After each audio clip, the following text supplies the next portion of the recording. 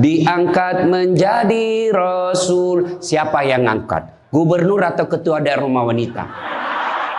Oleh Allah yang kuasa. Allah itu siapa, Mak? Pencipta alam semesta. Itu lagu ibu-ibu dulu mengajarkan sejarah Nabi.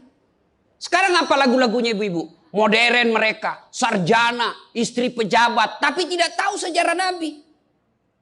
Apa lagunya ibu-ibu sekarang? Yuk, yuk ayo. Yuk ayo, yuk, yuk ayo. Apa itu ayo ayo? Ayo apa? Ayo apa? Putar ke kiri nona, putarlah ke kanan. Beleng-beleng. Apa itu?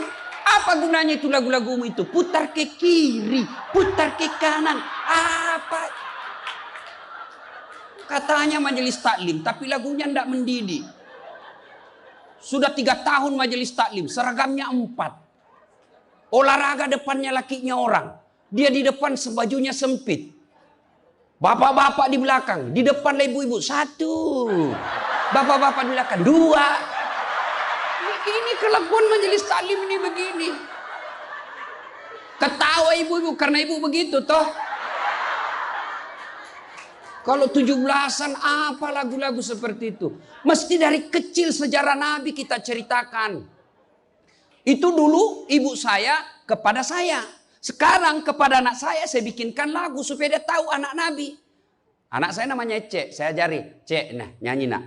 Anak-anak Nabi ada 7 orang, 3 laki-laki, 4 perempuan. Pertama Qasim, Abdullah, Ibrahim, Zainab, Rutkaya, Ummu Kalsum, Fatimah. Ibunya bernama Siti Aminah. Ayahnya bernama Abdullah. Kakeknya bernama Abdul Muthalib. Pamannya bernama Abu Thalib. Ibu baru tahu toh 7 anak Nabi?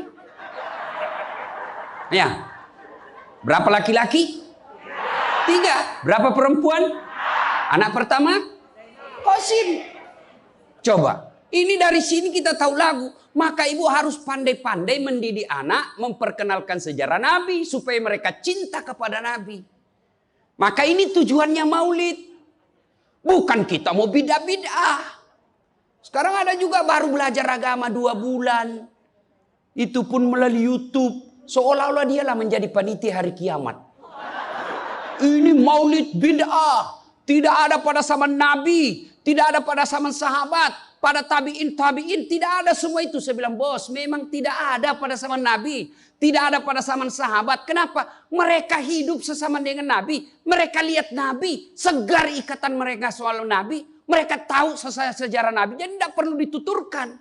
Sekarang kita sudah 1400 tahun yang lalu. Banyak umat Islam. La ilaha illallah. Muhammad Rasulullah. Tapi dia tidak tahu siapa anaknya Nabi. Maka perlu kembali diingatkan. Jadi kalau orang mau maulid hargai. Jangan malah dibilang sesat. Masuk neraka. Nenekmu punya neraka. Yang paling enak. Yang tidak mau maulid silahkan. Tidak usah. Yang maulid silahkan. Yang maulid ini jangan kau tuduh mereka sesat. Ayo kita saling memuliakan. Menghargai sesama muslim. Ya. Ini 1 maulid. Yang kedua. Ibu-ibu bagaimana kita maulid ini bisa menjadi bawa pulang. Diamalkan. Apa yang diamalkan? Ayo kita sejarah kisah-kisah Nabi saja dulu. Ya, paling gampang sudah. Berapa istri Nabi? Berapa? Ini ibu biar tahu enggak mau duga dia jawab ini. Berapa? 11. Coba lihat. Istri pertama namanya Khadijah. Tua berapa tahun? 15 tahun lebih senior dari Nabi. Sebelum menikah dengan Nabi, beliau paling kaya di Mekah. Paling kaya di Mekah. Menikah dengan siapa? Muhammad bin Abdullah. Pegawainya waktu itu, karyawannya. Lalu Khadijah selalu cerita-cerita kelebihan Muhammad kepada asistennya. Namanya Nafisah. Asistennya, dia selalu cerita, ini Muhammad baik, jujur, kinerjanya bagus, disiplin, sopan ngomong, nguntung juga baik. Nafisa paham, oh bunda ini senang sama Nabi Muhammad. Waktu itu belum jadi Nabi. Akhirnya apa? Nafisa jadi tim sukses. Tapi bukan tim sukses pilkada. Disuruh bikin baleho 10, cuma 5 dia bikin, hilang 5. Ya kan? Ini Nafisa datang kepada Muhammad. Muhammad, bagaimana kalau ada perempuan suka kamu? Alhamdulillah. Tapi ini perempuan lebih senior dari kamu. Tidak ada masalah. Lebih tua 15 tahun. Tidak ada masalah. Tapi dia sudah 2 kali janda. Tidak jadi masalah. Tapi dia bosmu. Tidak jadi masalah. Yang jadi masalah, benar tidak dia senang sama saya? Kata Nafisa, tenang mas bro. Saya punya urusan. Jangan lagi cari dah hadis mas bro. Tidak ada. Lalu datanglah Nafisa kepada Khadijah. Bunda, bagaimana menurut bunda kalau ada laki-laki senang bunda? Alhamdulillah, terbuka jodoh. Tapi ini lebih muda dari bunda. Tidak jadi masalah. Lebih muda 15 tahun. Tidak jadi masalah. Tapi dia anak buahnya. Tidak jadi masalah. Yang jadi masalah, benar tidak dia senang sama saya? Kata Nafisa, tenang bunda, saya punya urusan. Ini namanya tim sukses yang tidak mempermalukan kedua belah pihak. Coba kalau Nafisa mau memanfaatkan situasi. Maka dia datang kepada Muhammad. Muhammad, dia suka kok bos. Tenang aja, ambil semua hartanya. Dia terlalu senang sama kamu. Nafisa kan tidak. Berarti ibu-ibu jaga perasaan orang. Jaga harga diri orang. Jangan permalukan orang. Meskipun ibu tahu ada aib dalam dirinya. Ini penyakitnya ibu-ibu. Apa? Tukang gosip. Ini. Duduk-duduk begini damai tapi gersang. Oh coba lihat siapa duluan pulang dia jadi dibecawan. Jadi ini gini Pak Gubernur itu dia duduk-duduk itu. Dia enggak cerita tapi apa? Dia mulutnya enggak ngomong tapi bibirnya dong. Memang fitrahnya. Apa begitu orang sini? Bukan cuma di sini. Orang Amerika juga tukang gosip perempuannya. Fitrahnya. Maka Nabi katakan kalau perempuan mau selamat, jaga mulutnya, aman dia masuk surga. Cuma kan gampang sekali kita gosip. Lewat teman kita. Apa? Nggak serasi kudungnya sama roknya. Dia bilang iya. Lipstiknya palsu. Kenapa kau tahu? Melengket di giginya. Semua mau diurus. Iya kan? Ini penyakit kita. Semua mau diurus. Ustadz aja dia gosip. Itu juga bajunya waktu di YouTube. Saya dengar tadi dilewat. Saya dengar. Itu juga bajunya waktu di YouTube. Astagfirullah. Inilah penyakit ibu-ibu. Ibu. Mau gampang masuk surga? Ketika Nabi Isra Mi'raj kan dibawa jalan-jalan masuk surga. Subhanallah. Alhamdulillah. Banyak perempuan dalam surga. Begitu Nabi dibawa lihat neraka. Nauzubillah min zalik. Ya Allah ampuni hambamu. Ya Allah ampuni umatku. Ya Allah. Kenapa? Perempuan ternyata lebih banyak dalam neraka. Ditanya kenapa bisa begitu? Ada 2 kelemahan perempuan. 1. Tidak mampu menjaga suaminya. Tidak mampu mengurus suaminya. Dan yang kedua tidak mampu menjaga lisannya. Jadi kalau ibu mampu menjaga lisan, aman. Itulah gunanya masker. Supaya ibu semua mau diurusin. Iya kan penyakit kita. Ya, Bu. Maka bertanyalah ibu-ibu di Makassar. Ustadz yang saya cerita ini kan benar. Memang begitu sifatnya Ustadz. Itulah benarnya namanya ghibah. Tidak boleh kita cerita kejelekan orang. Kalau dia salah yang ibu cerita namanya fitnah. Tidak ada jalan. Ayuhibbu ahadukum kata Allah. Sukakah kamu memakan bangkai sesamamu manusia? Maka berhenti cerita kejelekan orang. Jadi gimana solusinya Ustaz? Ketika datang orang cerita. Bu katanya Nauzubillah min zalik. Kita berlindung kepada Allah dari keburukan itu, Bu. Belum tentu suami kita lebih baik dari dia. Berhenti itu. Cuma kan enggak kita. Memang. Enggak tahu persoalan. Biar enggak tahu persoalan. Ikut campur. Ibu kalau suka ikut campur bikin urusannya ibu, nanti takdirnya seperti tauge. Tahu tauge? Tahu tauge? Coba lihat tauge, Bu. Kita bikin soto Banjar, ada. Pecel, sayur, lemper, ada. Ada tuh kalau di Makassar ada lemper. Ayo, maka karena dia selalu ikut campur, Allah takdirkan semua tauge bengkok. Dan ada yang lurus toh? Maka kalau ada ibu-ibu majelis begini kumpul, teriaki saja, pagi-pagi toge nih ya. Ini penyakit perempuan. Maka ini gunanya kita peringati maulid supaya ibu-ibu pulang berhenti cerita kejelekan orang. Tidak ada gunanya, menghabiskan amal-amal kita. Nabi pernah kumpul para sahabat dan bertanya, atadruna manil muflis? Saudara-saudara sekalian, kau tahu siapa yang bangkrut nanti di akhirat? Mereka tidak sholat ya Rasul, dia sholat. Yang tidak puasa ya Rasul, dia puasa. Yang tidak haji ya Rasul, dia haji. Yang tidak bayar zakat ya Rasul, dia zakat sedekah. Kalau begitu siapa yang bangkrut ya Rasul? Jarusu wa khati'ur rahim. Tetangga yang jahat sama tetangganya dan yang suka memutuskan tali persaudaraan. Dan salah satu jahat sama tetangga dan memutuskan tali persaudaraan adalah mereka suka menceritakan kejelekan orang. Adakah orang yang senang dicerita kejelekannya? Ada? Ada? Ada ibu? Lalu untuk apa kita cerita orang? Rajin betul istrinya majelis taklim. Baik betul itu istrinya. Tapi kasihan suaminya selingkuh kiri kanan. Lalu apa untungnya ibu cerita? Ibu? Hei.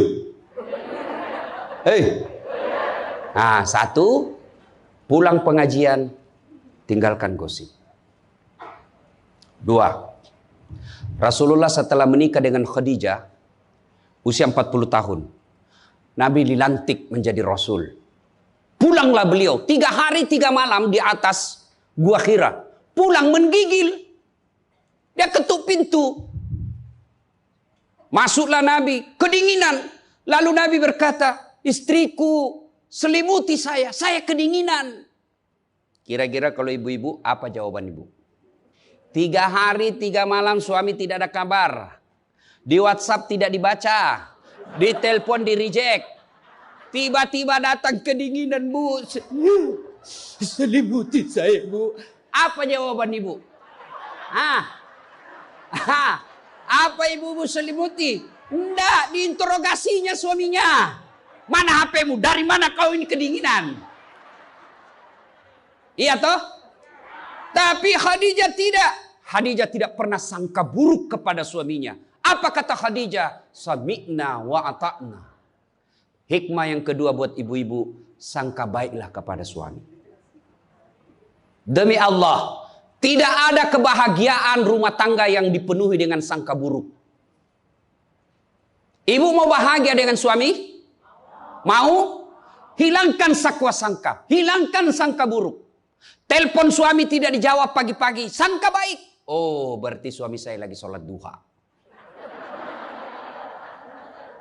1 jam kemudian ditelepon, belum dijawab juga. Oh, berarti suamiku lagi meeting dengan gubernur.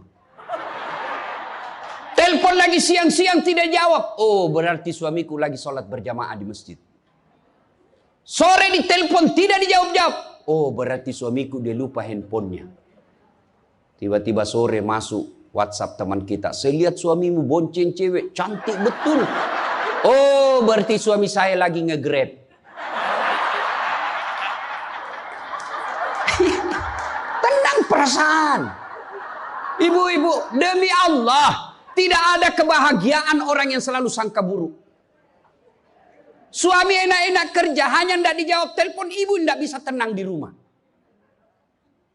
Sangka baik. Orang yang sangka baik, rumah tangganya pasti tidak bisa bahagia. Saya kasih contoh. Kasih contoh ibu. Suami istri 7 tahun tidak punya anak. Di tahun ke-8 dia pergi ke ahli kandungan, periksa istrinya. Wih, alhamdulillah, kata dokter, ibu sudah terlambat 2 bulan.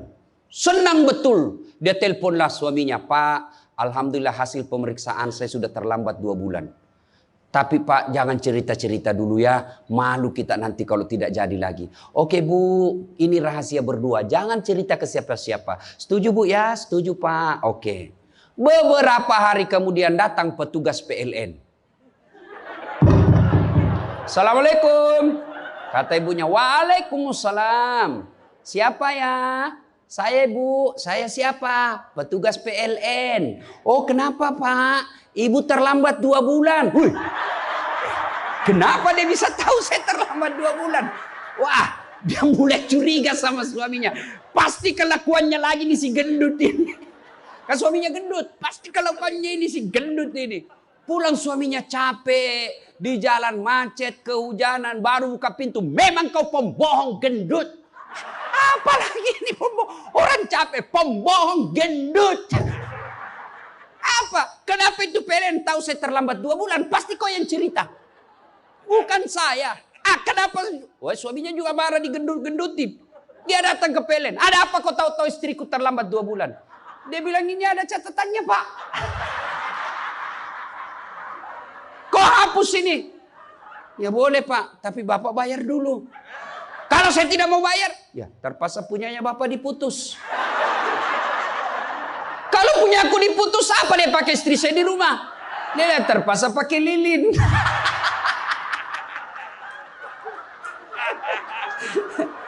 Inilah bahayanya sangka buruk. Bu. Halo Ibu. Bu. Salatullah salamullah ala toha Rasulillah.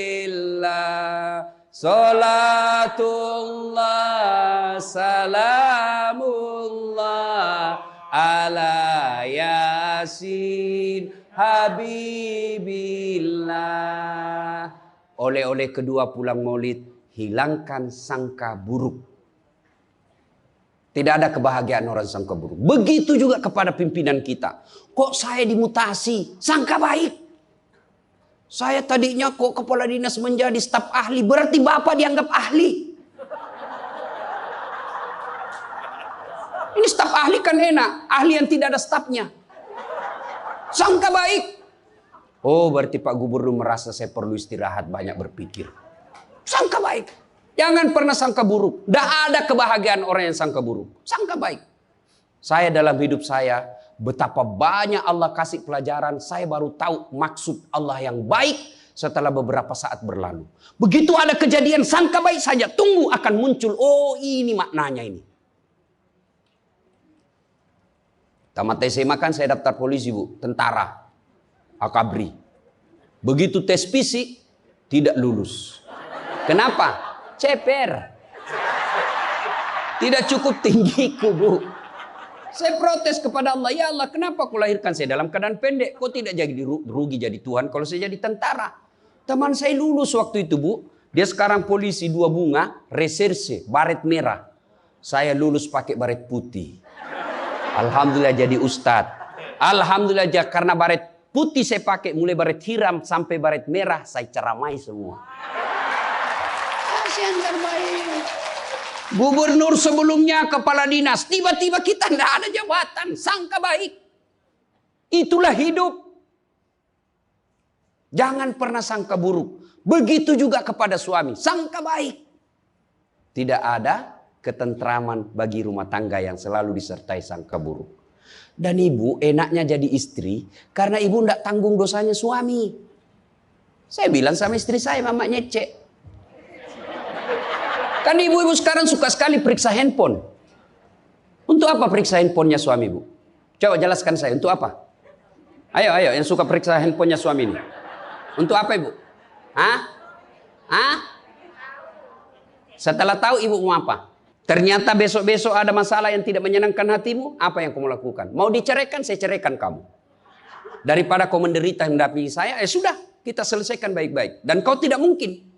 Kuceraikan kau pagi, sore saya sudah dapat. Nah sekarang apa maumu? Sakit hati aja. Ayah.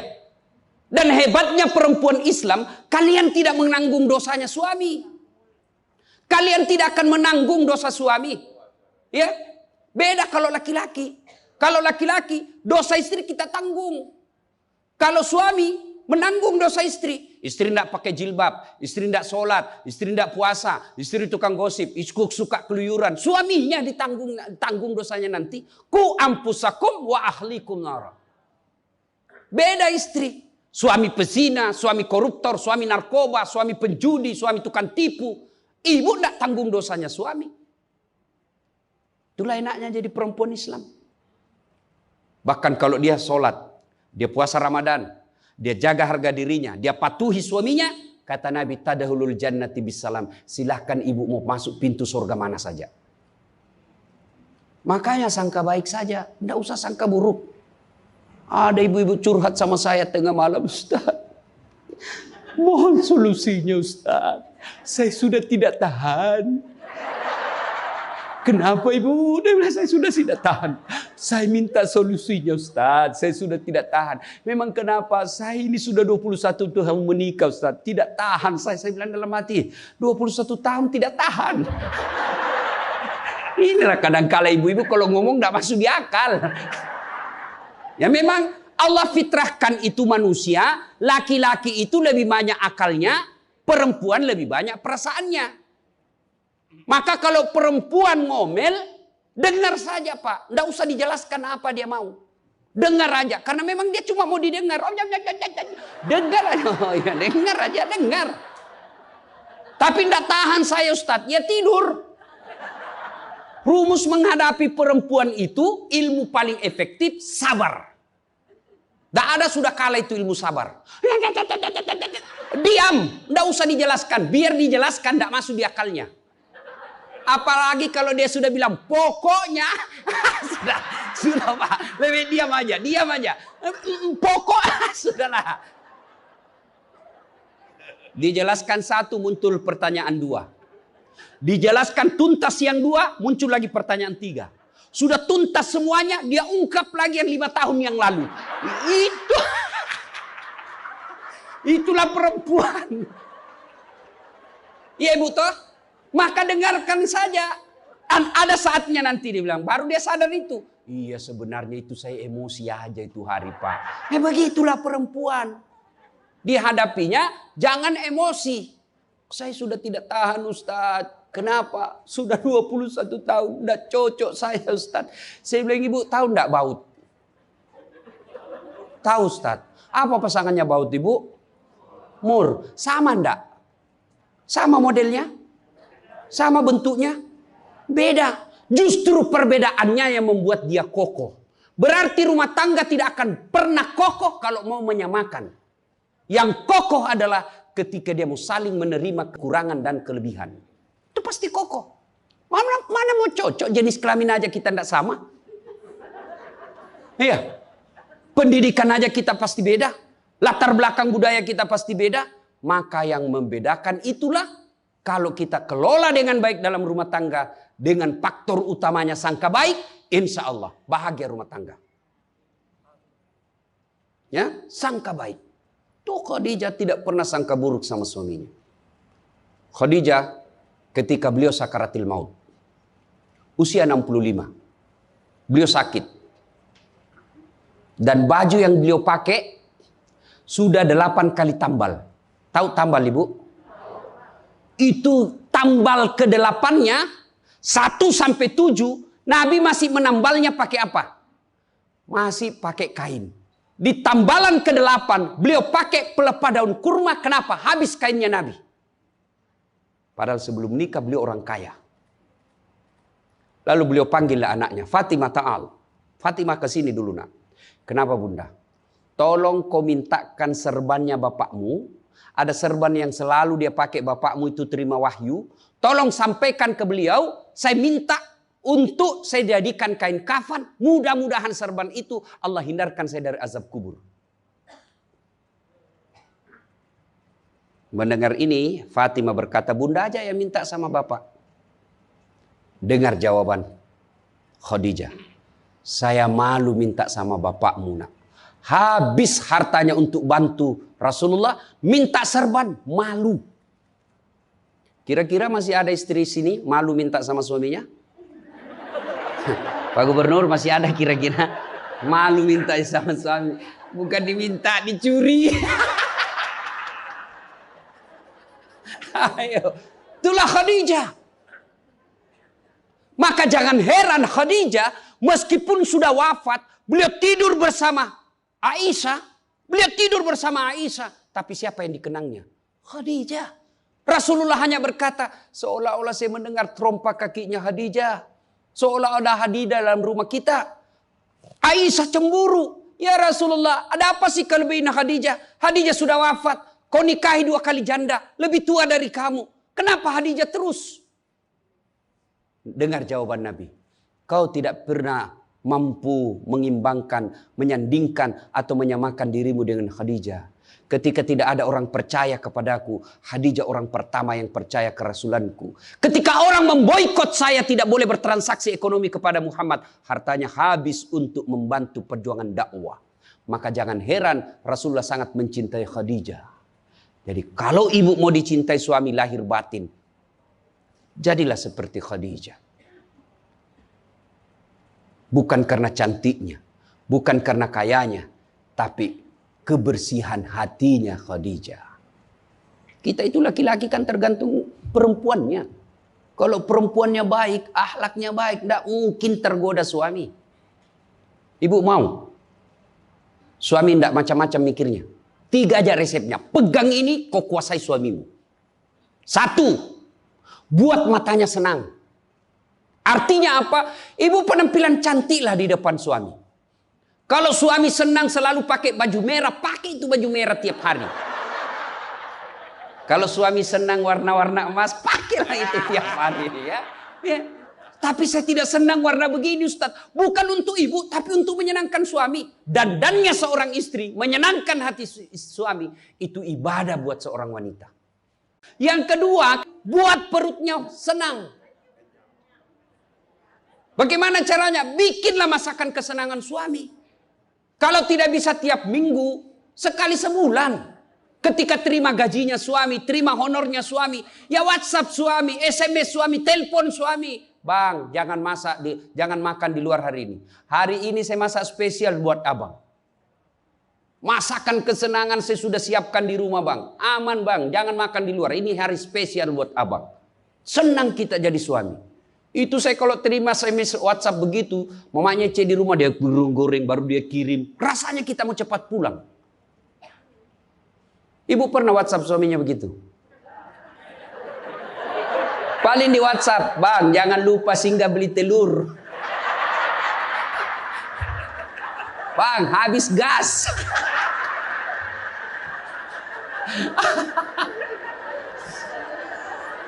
Kok tahu Ustaz? Ya saya rasakan juga. Pernah suatu kali Pak Gubernur pulang saya ceramah takziah malam-malam di Makassar. Tiba-tiba masuklah WhatsAppnya mamanya C. Ustaz habis pembalut. Aduh. Tidak mungkinlah sopir saya suruh ini istri saya. Sudahlah saya singgah saya berdoa mudah-mudahan tidak ada yang kenal saya. Begitu saya bayar ada ibu-ibu datang, iya Ustaz beli pembalut. Saya jengkel langsung saya balik. Biar daripada saya melahirkan udah. Tenang perasaan. Mungkin ego kita ini buat kita juga laki-laki. Ya, kadangkala ego naik. Masa saya eselon? Masa saya kepala dinas? Masa singgah beli pembalut? Jangan lihat eselonnya. Pakai ilmunya Umar bin Khattab. Umar bin Khattab. Ada sahabat yang selalu mau datang, mau laporkan istrinya. Kenapa istrinya suka ngomel? Maka dia berharap Umar panggil istrinya supaya dinasehatin. Begitu dekat dengan Umar bin Khattab, dekat dari rumahnya Umar, dilihatnya Umar juga dimarahi sama istrinya. Balik dia bilang, Pak Umar aja dimarahin. Balik besok ketemu, ya Amirul Mukminin, presiden lah waktu itu. Saya lihat kemarin Anda istri ngomel-ngomel, Anda senyum saja. Dengar ini jawaban bapak-bapak ini, para pejabat nih yang hadir. Dengar apa jawaban Umar. Begitulah cara saya berterima kasih kepada istriku yang telah hamil, melahirkan, dan menyusui anak saya. Coba, hilang itu emosi Pak. Hilang itu harga diri. Kalau kita sudah ingat bagaimana susahnya itu ibu melahirkan, hamil. Masih ingat ibu-ibu waktu hamil? Masih? Ada enggak enaknya itu orang hamil? Untung saya enggak pernah hamil. Oh, coba ibu-ibu kalau hamil, jalan aja setengah mati. Aduh, sudah mau mau duduk aja, mana ada ibu hamil langsung duduk aja. Udah standar samping dulu itu kasihan. Iya ibu, ya benar. Kalau kita laki-laki paling ngidam. Ustaz, apa doanya berhenti ngidam istri? Ngidam apa istrimu? Nanti dia bisa tidur kalau dilihat saya di atas lemari Pak Ustaz. Jadi kalau istrinya mau tidur jam 10, setengah 10 sudah naik di atas lemari. Saya berarti kau dongo-dongo itu dikasih kerja di konsumsi. Yang kedua kata Umar, begitulah cara saya berterima kasih kepada istriku yang telah melahirkan anak saya. Masih ingat waktu melahirkan? Masih? Ada enggak ibu-ibu melahirkan senyum? Ada? Mentang-mentang istri gubernur, keluar sayang. Setengah mati juga biar istri gubernur. Nggak ada. Itulah susahnya jadi perempuan. Maka ketika suami disuruh sama istri, bayangkan sulitnya melahirkan. Yang ketiga kata Umar, begitu cara saya berterima kasih yang telah menyusui anak saya. Masih ingat waktu menyusui? Masih? Terutama waktu tumbuh giginya.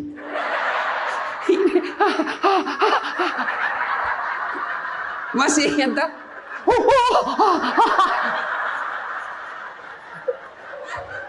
Untuk saya tidak pernah rasakan. Kalau digigitkan, mana dia ditinjau nanya, kok gigit saya? Tidak, dia usap, lepas nak. Iya ibu, iya. Siang anaknya, malam.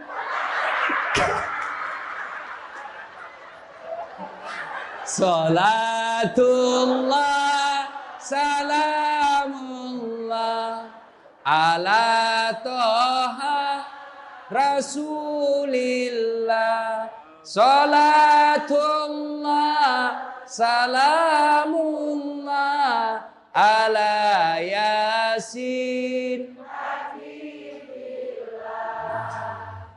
Berikutnya, kalau kita cinta kepada Rasul, jadilah istri seperti istri Rasulullah. Nah, tentu bertanya kita, itu bapak-bapak mau punya istri seperti istri Rasul?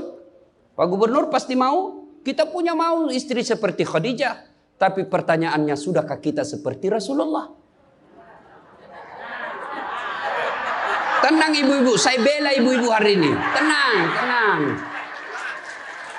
Nah, kita mau seperti Khadijah, tapi kelakuan kita seperti Abu Jahal. Pembohong kiri kanan. Suami istri minta duit, tidak pernah ada. Benar, tidak ada, habis biar baunya tidak ada lagi. Giliran selingkuhannya minta, gampang deh, tunggu aja 5 menit. Ya, Rasulullah, coba. Begitu memuliakan istri, beliau tidak pernah kusam rambutnya di depan istrinya. Coba itu. Buka itu Barasanji sejarahnya. Rasulullah beliau yang bersihkan tempat tidurnya. Beliau yang tambal bajunya ketika robek. Beliau sediakan sarapan. Itu Rasul, manusia pilihan. Namanya selalu digandengkan dengan namanya Allah. Tidak malu, bahkan rela ikhlas membantu pekerjaan rumah tangga istrinya. Untuk meringankan kerjaan istri. Kita baru Satpol PP. Satpol PP. Apa Satpol PP? Polisi setengah. Baru pegawai honor, macam-macam ceritanya. Tidak ada kehinaan bagi laki-laki yang memuliakan istrinya. Tidak ada kehinaan suami yang membantu pekerjaan istrinya. Rasulullah mencontohkan itu. Beliau kalau keluar rumah sudah ada sisir. Masuk ke kamar rapi baru keluar. Kita sudah habis pisang gorengnya 4 masih berantakan rambut. Begitu istrinya katakan, bang, baik-baik itu rambutmu apa? Kenapa kau urus rambutku? Rambutmu kau urus. Itulah Rasulullah. Rasulullah subhanallah, dari 11 istri beliau tidak ada satupun yang dia panggil namanya. Beliau tidak pernah memanggil Khadijah. Beliau tidak pernah memanggil Aisyah. Aisyah beliau panggil apa? Ya Khumairah. Yang kemerah-merahan pipinya. Karena memang Siti Aisyah merah delima pipinya. Maka bapak-bapak, Pak Kak di sini, Pak Karo, panggillah istri kita dengan panggilan kasih sayang. Wahai istriku yang termancung hidungnya di lorong 3. Dia bilang, tidak mancung hidungnya Ustaz. Ya giginya lah kau lihat. Justru giginya mancung Ustaz. Jangan terlalu jujur. Mentang-mentang istri kita hitam panggil Tam. Hitam. Apa kata istri kita? Apa PC? Masa suami istri? Katanya Islam itu agama yang paling paripurna. Kok kita saling PC hitam? Ya, Rasulullah beliau kalau minum bersama istri beliau, kalau beliau minum gini. Bismillahirrahmanirrahim. Hebatnya Rasul, kalau beliau minum, 1 teguk dikasih lagi istrinya. Minum lagi. Kasih lagi istrinya. Hebatnya, bekas bibirnya Aisyah, itu yang diminum oleh Rasulullah. Bekas bibirnya Aisyah. Masya Allah. Coba kalau kita Pak Kadis. Istri, bekas bibir istri. Bau betul mulutmu.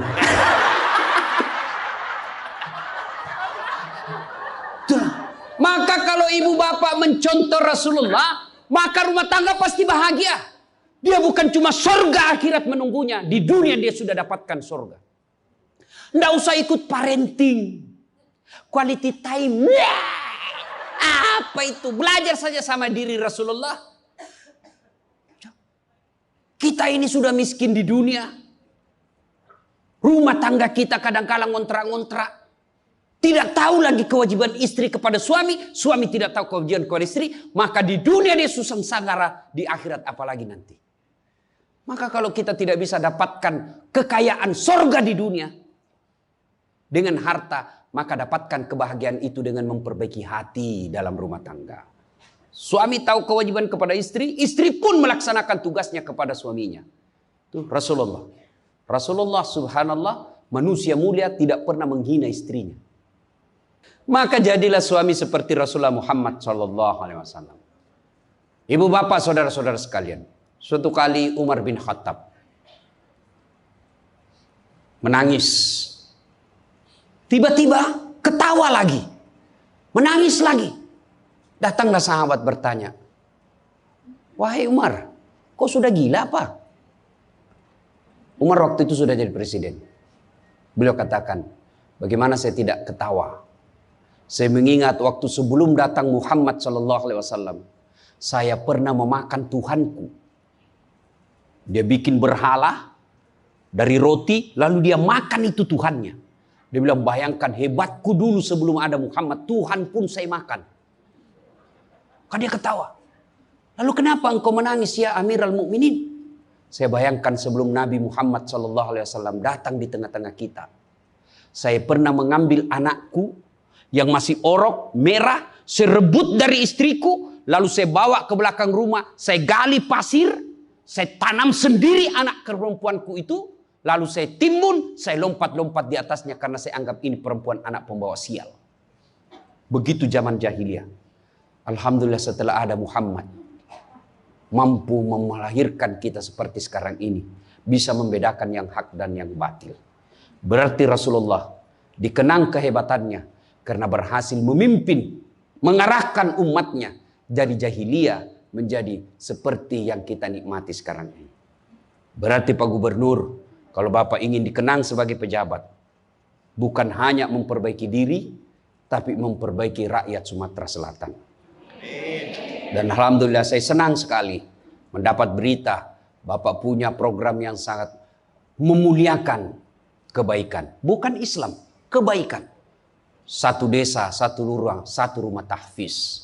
Meskipun Bapak sudah